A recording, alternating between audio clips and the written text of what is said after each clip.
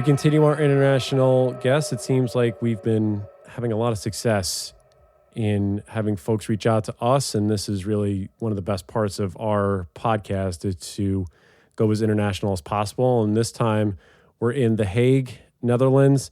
We have an individual who reached out via email, and we simply had a podcast earlier with Caitlin McLean. Those of you that listened, and she went to the Slovak Wildlife Society, and she met up with an incredible group of folks that are doing not only community science, but really doing education about wolves and other predators over there in Netherlands. And so we welcome in Mich Biesbroek. Mich, it's incredible to meet you. Hopefully I didn't butcher your name too bad, and I apologize if I did. But thank you for reaching out, and thanks for starting this conversation with us. How you doing? Thanks, man. Happy to be here as well. Nice to meet you and Stephen, and looking forward to this conversation. Yeah. Yeah, no, this is always great to continue to expand our reach and really go where wolves are, and there just seem to be as though they're everywhere.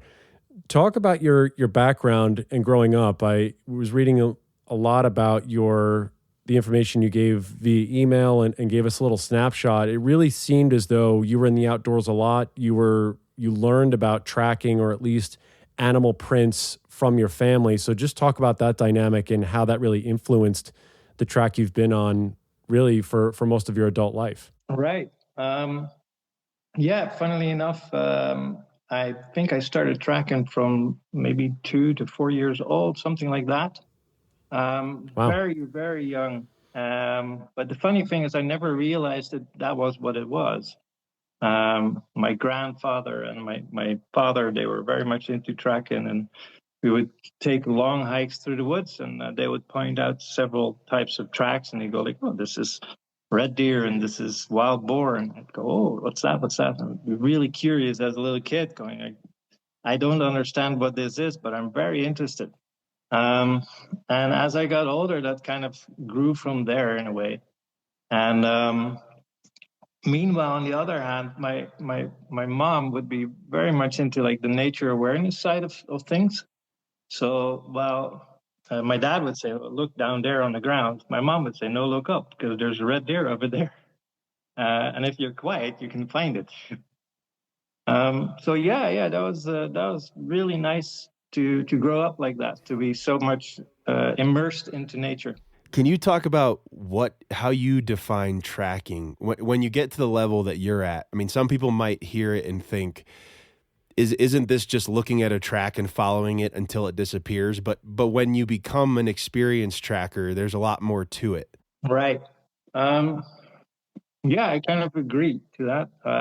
For me, to be honest, I think tracking is sort of like a different word for looking at consequences.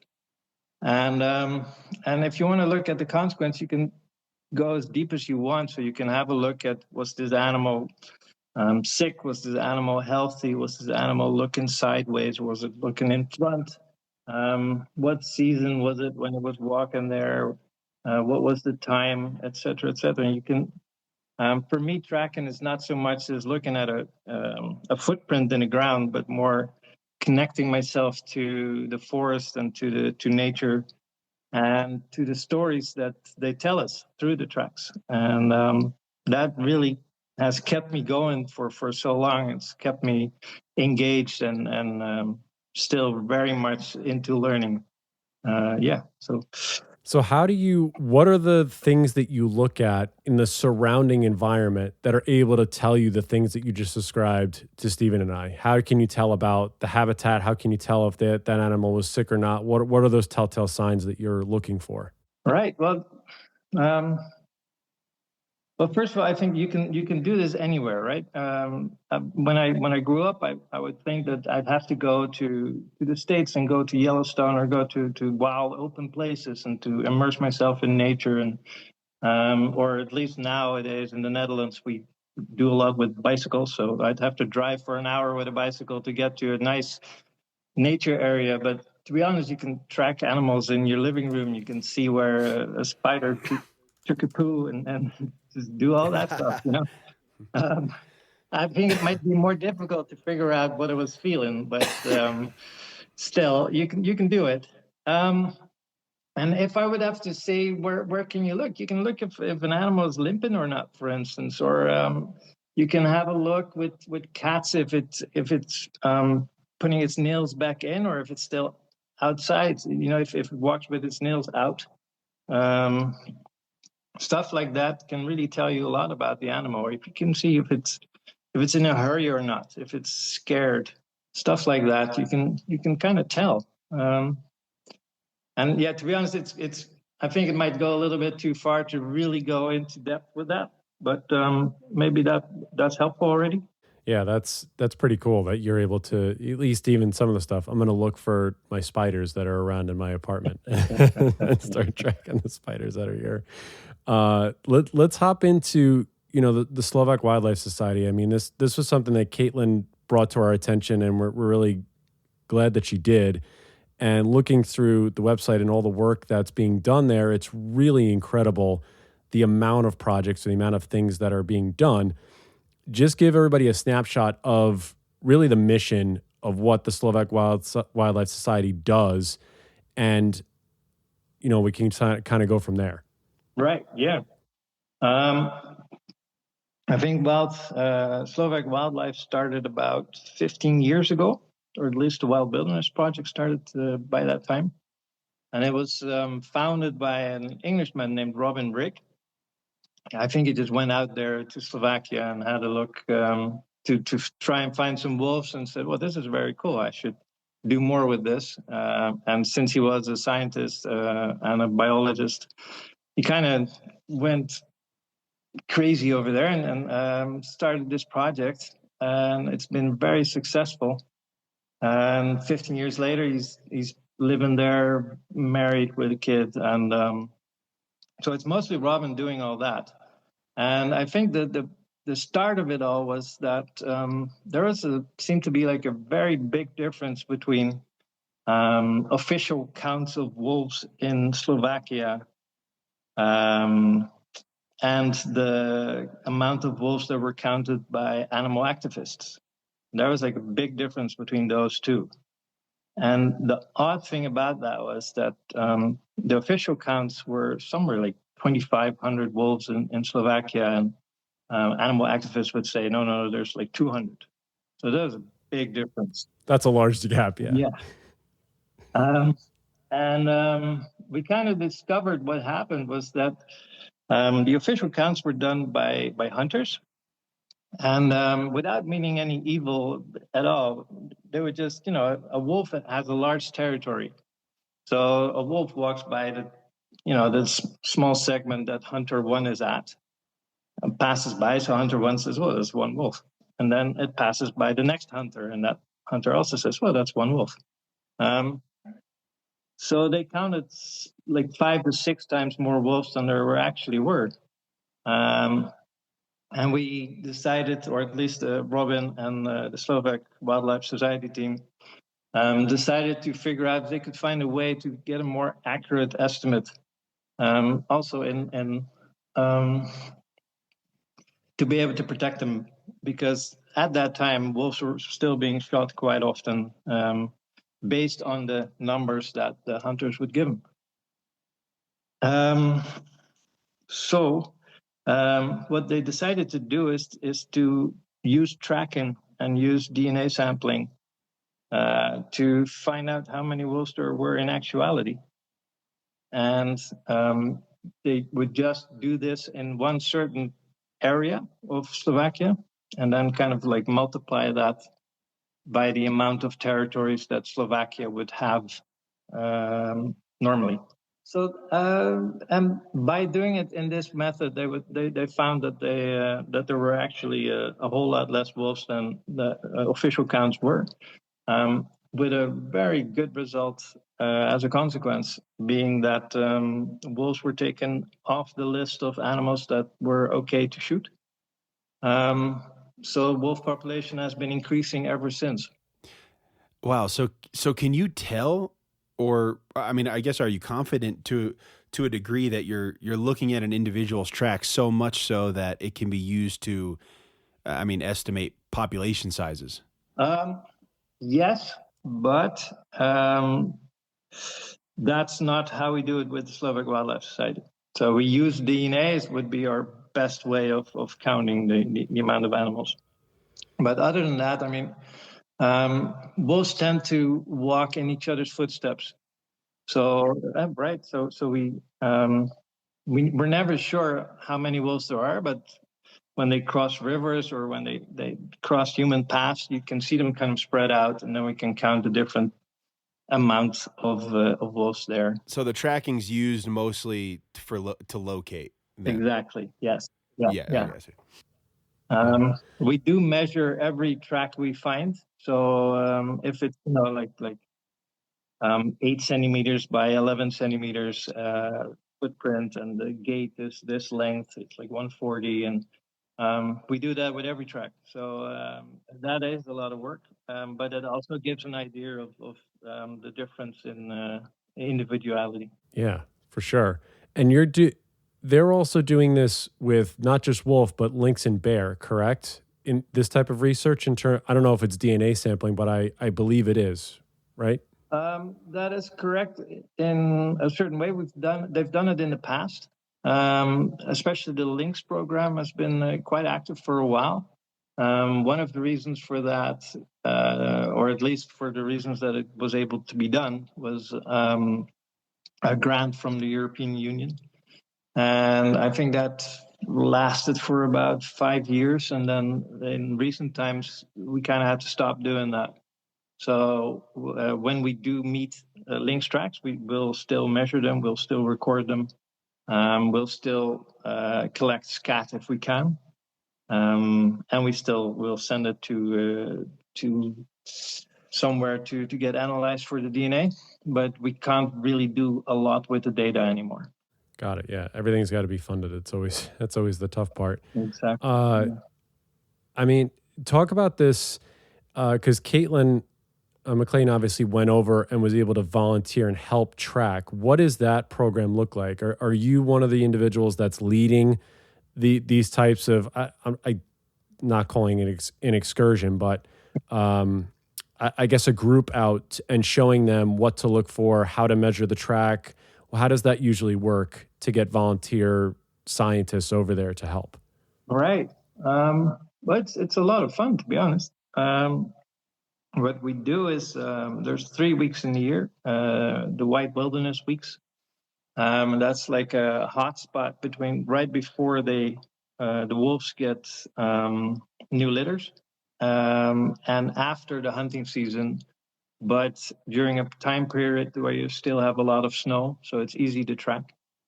And we invite citizen scientists to come over as a volunteer. They pay a fee for this, and we give them housing and food and all that, and we teach them how to track. We teach them how to collect DNA, and for the rest of the week, they will be part of the group.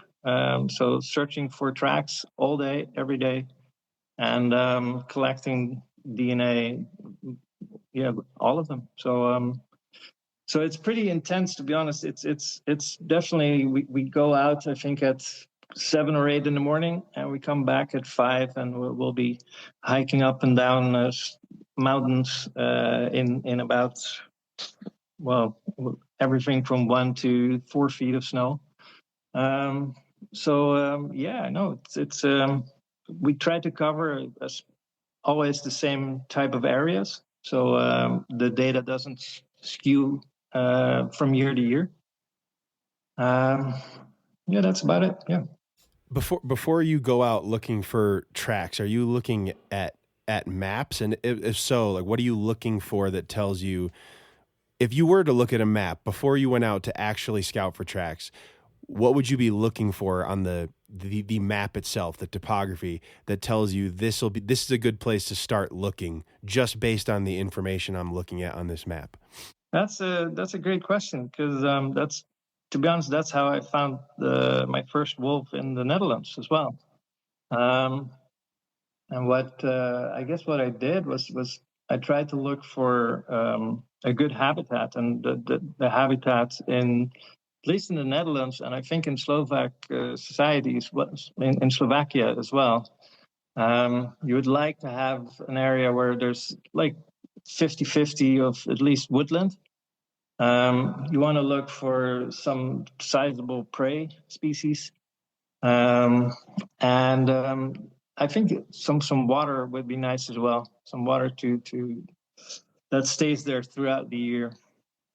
And as far away from humans as possible, or at least that's probably where they'll have their den. Let's say it like that. I don't know if you've heard anything about wolves in the Netherlands, but wolves in the Netherlands the Netherlands is quite a densely populated area, and we have about 100 wolves at the moment.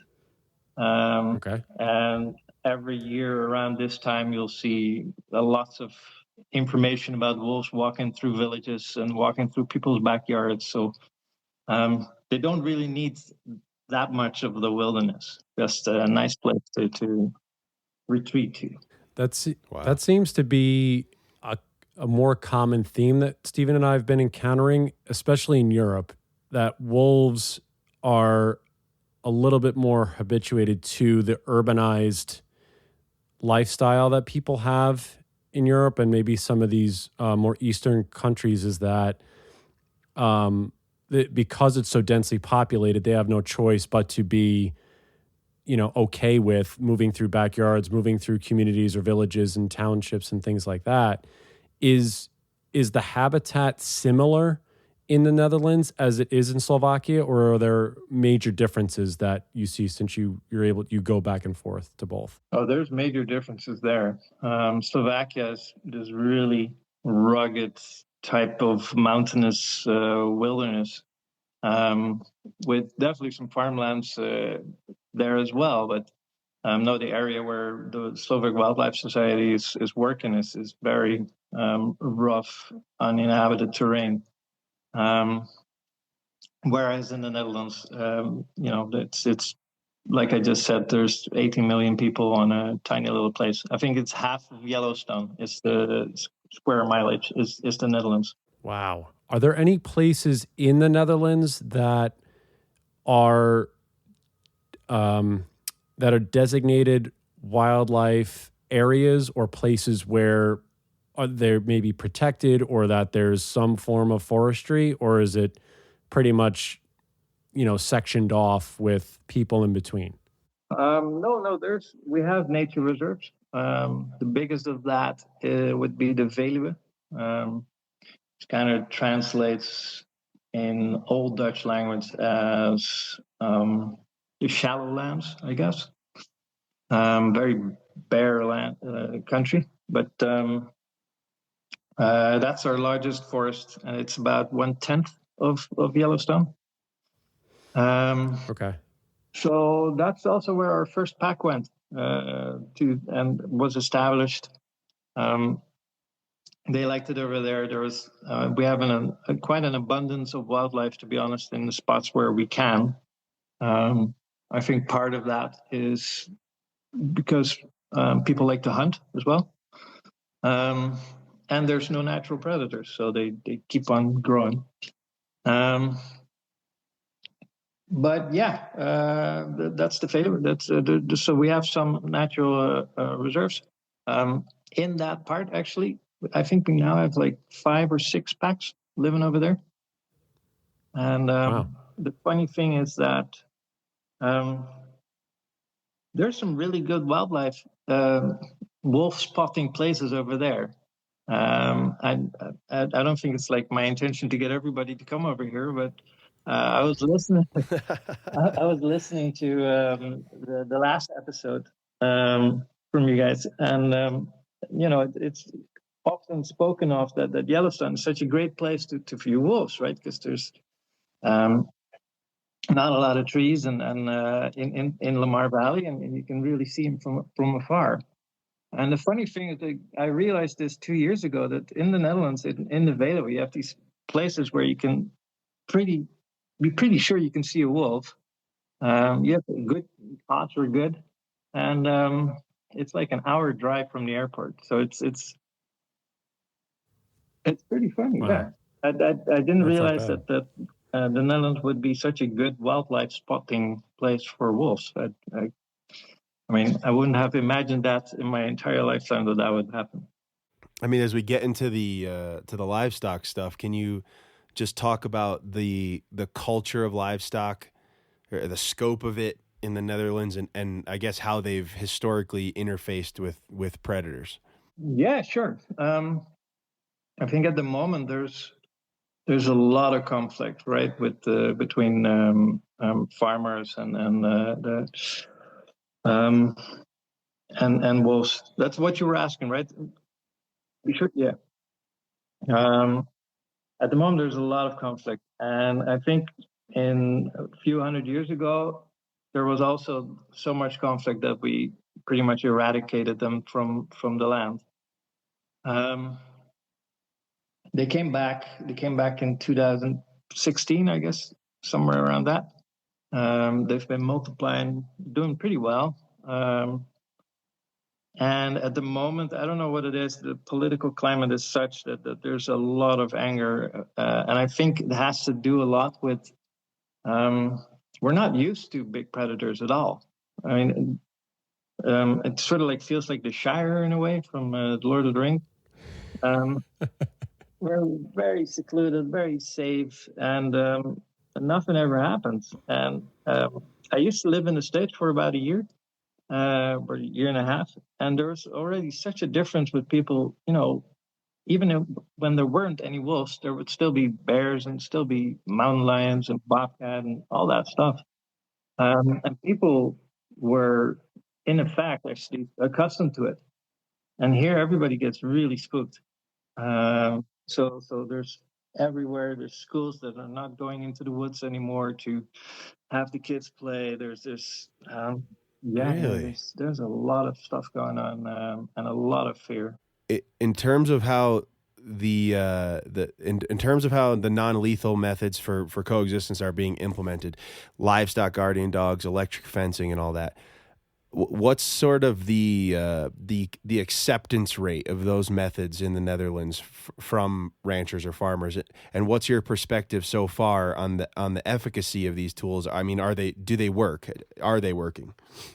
Well, let's see. I definitely think they work. I don't think they work 100%, but they work adequately enough. I don't think the intention is for it to work 100%. I think the intention for it is to be such a deterrent that that they'll prefer something else. And so, yeah, I definitely think it works in sufficient manners. I also think that the acceptance rate among farmers is really horrendous. I think from all the sheep or all the livestock animals that have been caught, I think 95% were not protected or badly protected. And I think like 87% weren't protected at all. And the funny thing is that we have volunteers that help with putting in these measures, putting in these fences. So it doesn't cost them any manpower because we can help. It probably does cost them a little bit, but there's a huge pot of funding, like a lot of funding, to put these fences into place, but it's not being used. Like, I think 90% of this funding has been unused in the last few years. Nobody asks to get funded to build a fence because they just don't want to accept the fact that wolves are back. Right. Yeah. Is that really is it just the resistance to the animal being back on the landscape? Is that truly what you think it is, or what's being said in those communities that they just don't want to accept the help? Well, no, I think it goes a little deeper than that, to be honest. I think they like wolves sometimes even, but they just don't see a way for it for wolves to be integrated into the landscape that we've formed. And it's I think it's difficult to accept that we need to go to a different type of farming and a different way of living together with the rest of nature, unless we want to ruin it all. And this is not sustainable the way we're doing it now. And I think there's more of a defiance against that than there is against the specific animal of wolves. So I mean, there's plenty of people that also know I hate wolves, but there's lots of people that are against wolves in the Netherlands that still say, "Oh, I like wolves. I just don't think they should be over here, or I don't think we can sustain our way of living and have wolves come back." And that can be I can totally understand that. If you have to change your way of living and you've been living like that for several generations, then it's not going to be easy to change. And if you say, well, if there's a different way, then I prefer that. But I don't think it's that easy, unfortunately. Wolves will keep coming back. Is there a tool that has emerged as the one that works more than others so far, meaning dogs or fencing, flattery, human presence? No, I think it's fencing together with protection dogs. Those two together, they work fine. But we have sheep herders that have been keeping their sheep in wolf territory for like 7 or 8 years now, and they're doing fine. Right. And that's because with dogs. Yeah, well, no, mostly because of the fences. To be honest, they just have good fences. Because it's so specific, right? I mean, if the wires are a little bit too high, you're going to have a problem. If the wires are a little bit too low from, not high enough, then you might have a problem as well. So you need to be specific with how you're doing it, and then it will work for the most part. Yeah, and each situation is clearly different, right? Because it's what one thing will work for one operation might not necessarily work for the other. Correct. That, and also, like a friend of mine always says, there's no such thing as a wolf in the sense that not every wolf is different. So there will probably be one wolf that will figure out a way to deal with that, and then you have a 98% success rate instead of the 100%. So yeah, they're very smart. They're very adaptive, and they will prove you wrong, as everyone always says. And I definitely believe that. So yeah, you can definitely do your best to protect your livestock, and it won't be always 100% successful. What are the ways that they can access this? If anybody is listening too, about how can they access these tools, these programs, these volunteers to come out and help do that? Where can they find this funding? In the Netherlands, you can go to the governmental websites. I think that's www.bij12.nl. I can share the links if you like. You can just find the funding over there. And I think our website, the WWN website, also has lots of links to funding and to volunteers and to information like that. Yeah. No, this is vitally important information that people should have, obviously know about or have access to. And as you said, if there are folks that are there willingly not taking the help or not wanting to, use any of it, it's right. I don't know what to say to that too a little bit.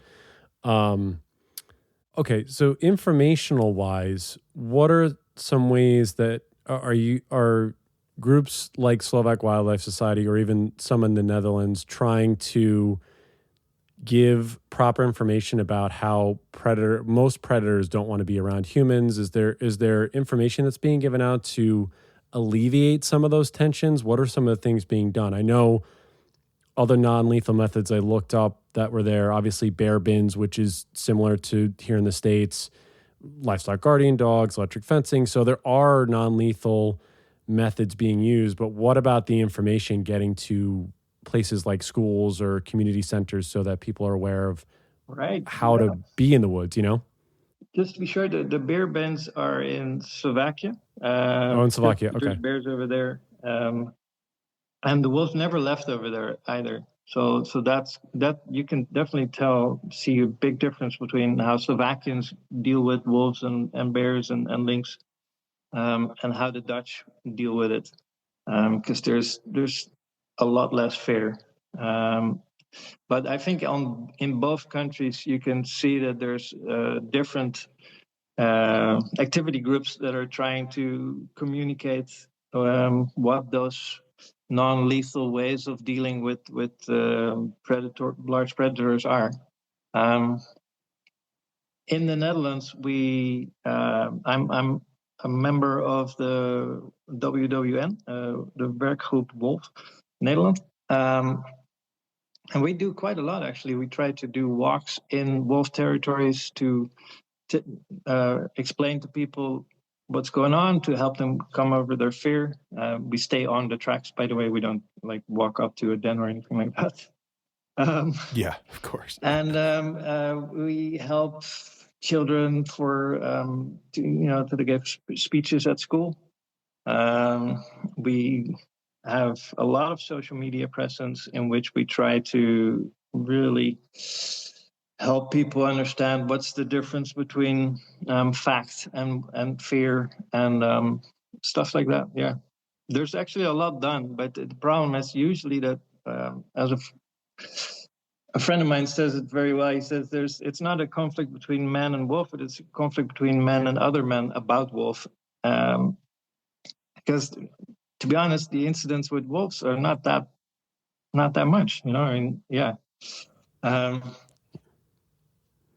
I think there was 700 sheep eaten last year, which is about the damage of, I think the damage last year was 260,000 euros, which is nothing compared to the 50 million euros that geese did in damages in the same country.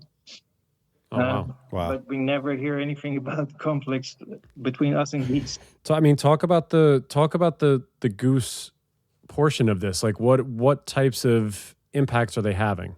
Well, I mean, geese, like I said, it's 50 million euros in damages, and that's pretty much just on farmland, geese grazing over there and doing damage in that way. Wow. Yeah. Wow. Yeah, that's wild. There's not much to tell, to be honest, except for that. It's just they eat and they live on the farmlands. Yeah. I mean, so what about your encounters in your tracking career? Would you consider any of them unsettling or just fairly standard? I mean, most encounters seem to be defined by a wolf standing and staring and then disappearing. I think my first encounter with wolves was, for me at least, a bit scary because I was just sitting in on a crossroads in the woods, and one wolf decided to take a young deer right behind me. Wow. And I think it was just the fear of that happening, like, whoa, what's going on here? And that was my first wolf as well, so that kind of made an impression on me. And my last encounter with a pack of wolves was, for me at least, it definitely made an impression on me. And I don't know, I have to say, I'm not sure if I would say scared, but it did raise some tension, I guess. I teach primitive skills in these woods that I was talking about before, the Veluwe. And I was sleeping under a tree. And right next to me, there's a pack of wolves that starts to howl. And I think there were about 11 of them. And I don't know, that really made an impact. If you're just lying there and you're lying there alone, I was away from camp, so there was nobody there. And then to have these wolves howling, and it was quite a magical experience as well. I think one of the reasons that made it even more magical was that in the Netherlands and in Europe, we've always kind of been taught that wolves don't howl as much as they do in the States. And we've been sort of like tracking to see when wolves would howl, and occasionally would hear, from somebody that would be living in the woods. Yeah, they do howl. No, I don't think they do, because we've been taught that they don't howl as much over here. And then in the last 3 years, I think you start to hear it more often and often that, yeah, they do howl, and they're definitely howling over here. And yeah, if they howl right next to you, you're kind of convinced as well. Yeah, I think Caitlin brought that up too. There's this. I think that you're the second person that's brought that up. That wolves over there seem to not be howling as much, but obviously counter to what you're saying, it seems as though, I mean, they have to communicate at some point. So there has to be a way for them to, they can't always meet up with each other. So there has to be a vocal sort of communication to say where everybody is. That's true. I mean, in the Netherlands, what are we looking at in terms of pack size, any sort of research area for the wolves in the Netherlands? I mean, it seems as though they are occupying a little bit. Is it more or less than what's in Slovakia? What's sort of the dynamic in the Netherlands in terms of pack sizes and wolves that are, integrating into, Dutch society in that way? Right. Well, I think it's what I really like about the Dutch situation at the moment is that it's so new, right? I mean, they've only been here for about 9 years, and these packs are really developing and growing and figuring out their place. It's not yet saturated. So I think it's like a little bit like Colorado at the moment, where, with you guys, that their packs are being formed, and they're trying to find their way. And so we've been seeing lots of different sizes of packs, to be honest. I think the biggest one was maybe like 18 wolves, but that was because we had a lot of young wolves, babies, which, to be honest, died off quite soon. So it was down to a normal size pack again. But no, I think the biggest pack that I've seen with grown wolves were about 12. So that's pretty big. Normal would be, I think, between 5 and 7, something like that. I think we've seen that all over Europe. That's something like that. I think in Slovakia we've seen some bigger packs as well. At least 1 or 2 really big packs. But we're not sure how big that was. So I think, like, based on tracking and estimates, that looked like there was like 18 wolves or something like that, which was for at least for us, that's a very big pack. Yeah, no, it does seem that they're starting to assimilate and find their way, as you said. And it's obviously the habitat difference is something that is going to end prey availability, which there seems to be prey available in the Netherlands. I mean, what type of prey are we looking at? I don't know if you mentioned it before, but I heard deer. Is there boar there? I don't know what else is available in the Netherlands or in Slovakia for that matter. Well, in the Netherlands, I think like even more than 50% of their diet would be roe deer. I don't think you guys have roe deer, but like maybe it. It's like a really small type of deer. After that, it would be wild boar. They like wild boar. I think it's like 23% of their diet would be wild boar, and mostly the young again as well, because a wild boar, a large adult, would be able to become a big problem for a wolf if it wanted to. So yeah, we've seen wild boar chase wolves away as well. But the young ones, they're definitely good game for wolves. They like red deer as well, but again, mostly the calves. Sometimes they'll take out a bigger one. There was one wolf which was sort of like a favorite of the wolf watchers in the Netherlands for a while, or at least people that were involved with wolves.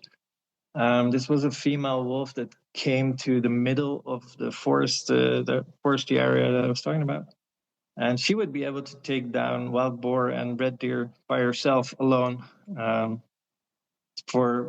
which was quite impressive, to be honest. Because she was kind of like a small wolf as well, so it's just really smart wolf.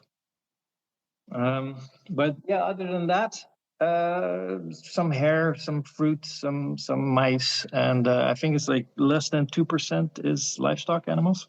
Red deer, roe deer, and wild boar are all native species to the Netherlands? I think so. Yeah. And it may be too early to answer this, but is there any particular species that they seem to be having a significant or observable impact to above others? I would say it's too soon to tell. And one of the reasons for it is that situation in the Netherlands is as follows: like red deer and wild boar, they're only allowed in one certain area in the Netherlands. And to stop them from spreading out across the rest of the Netherlands, they'll be hunted in large numbers. So like 10,000 per year will be shot. Meanwhile, wolves will take about 1,000 or 2,000 from those animals per year. So now it's like we're trying to find a new balance, whereas people will have to hunt less of them and to see how much wolves will take. And so we can't really tell for sure yet. Yeah. So you guys are basically running, you're starting a new ecosystem, which is pretty wild to be able to see that in real time, which is awesome.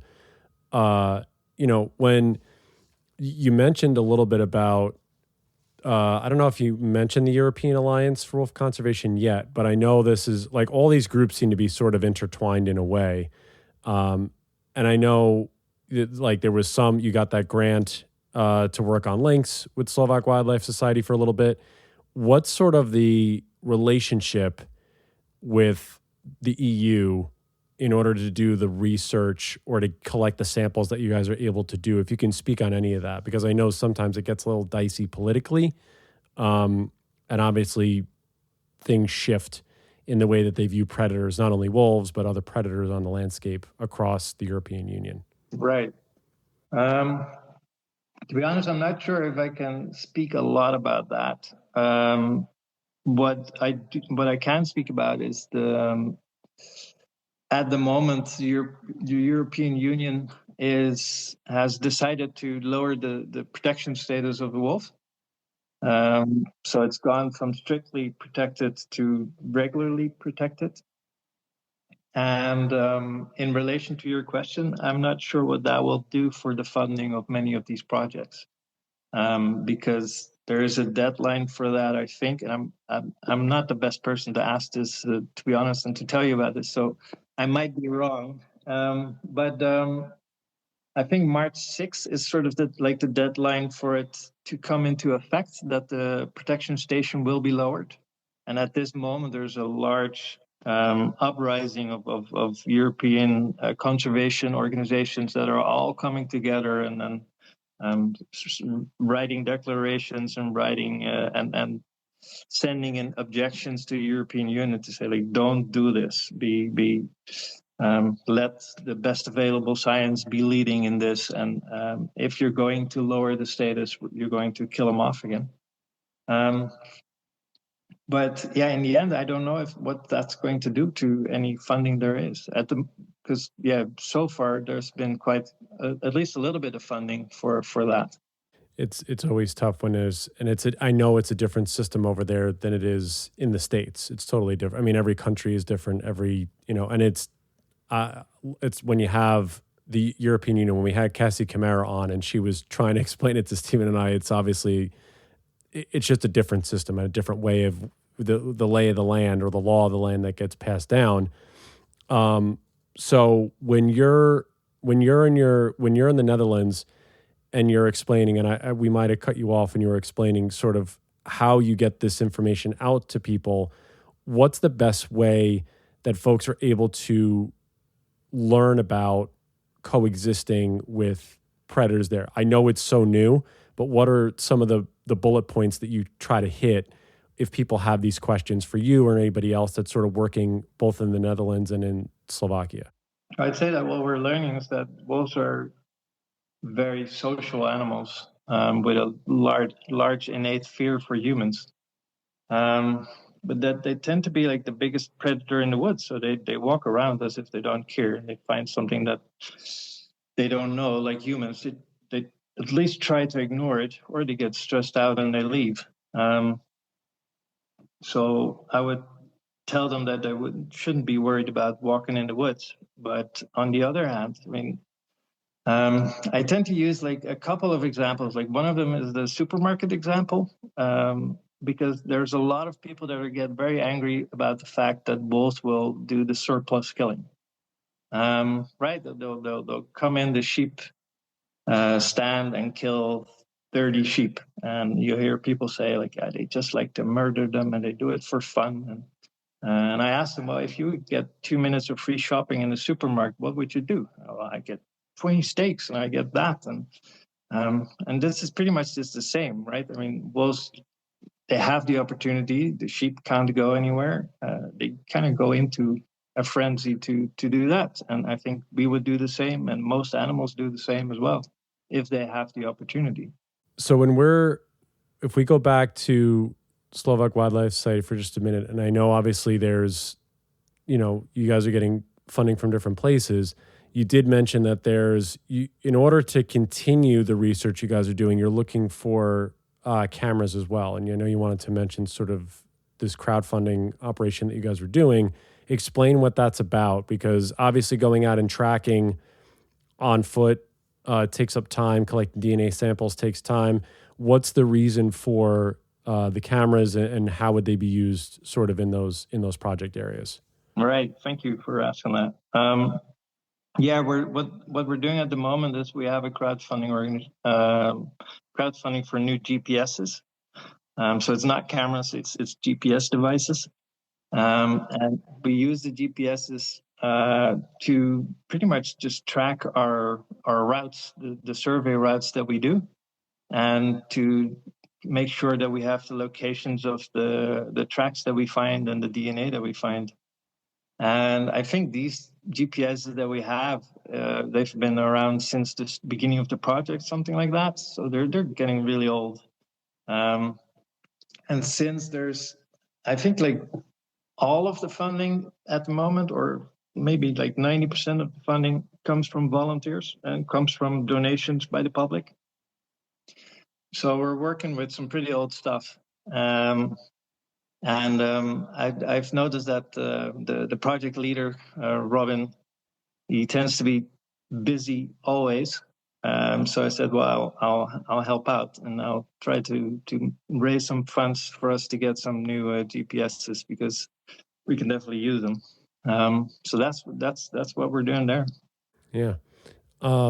And so going forward, what are the best ways you can see that people who are listening to this, hopefully in the Netherlands, hopefully some in Slovakia, what are the best ways that they can get involved in either the WWN or in Slovak Wildlife Society? Obviously, going on a tracking adventure with you would probably be one of the best ways, so you can show them what the deal is. But how can they get involved in terms of learning more about the woods, understanding the ecosystems that are surrounding them, and going forward like that? Well, in Slovakia, I would definitely say go to Slovak Wildlife Society. I think it's .org. Yeah, slovakwildlife.org, and book a trip with them, because they're very knowledgeable, and they can definitely help you discover nature and the wilderness areas like that. In the Netherlands with Werkgroep Wolf, with WWN, I'd say become a volunteer. I think one of the nice things about the Netherlands is that our nature is very accessible. And that also means that our monitoring is done quite extensively with, again, lots of tracking and just walking through the woods and finding scat or finding tracks, and we monitor that as well. So yeah, just go to the website and become a volunteer. It would be really helpful. I think the more people we can get out in the woods and find these animals, the more we can learn about them. There's so much to learn from just this tracking and from monitoring in this sense. And there's so many things that we still don't know, which I get really excited about, because I think we used to be under the impression that animals, they were just around and they weren't very interesting. And Like you saw with Jeff Reed, which was someone I also met 2 years ago, and he's just an amazing guy. There's so much to learn still about what they communicate, how they're howling, what they're saying, where they place their scat, for instance, on the road. If they do it in the middle of the road or the side of the road, is there a reason for it? So yeah, come over, volunteer and help. That would be great. My last question for you, Mies, is when you hear the word wolf, what's the thing that comes to your mind? I would say teacher and a guide. I've noticed that wolves have sort of like led me the way into a lot of things. Like wolves were pretty much the reason why I'm teaching animal tracking at the moment. I think I've learned a lot from wolves about my own place, my own sense of self, and how we are connected to nature. So, yeah, I think friend and guide in a way would be accurate. Yeah. Mich Biesbroek, thank you so much for giving us the information from the Netherlands and a little bit more about Slovakia. This has been fantastic. Thank you for joining us and having this conversation. Appreciate you. Thank you so much. And it's been a privilege. Thank you, gentlemen. Yeah, absolutely. Hang tight while we sign off. How's to y'all out there? We'll be with you next time. Bye, everybody. Looking for more information about Wolf Connection or the podcast? Please visit our website at wolfconnection.org, where you can donate, sponsor a wolf, or become a volunteer.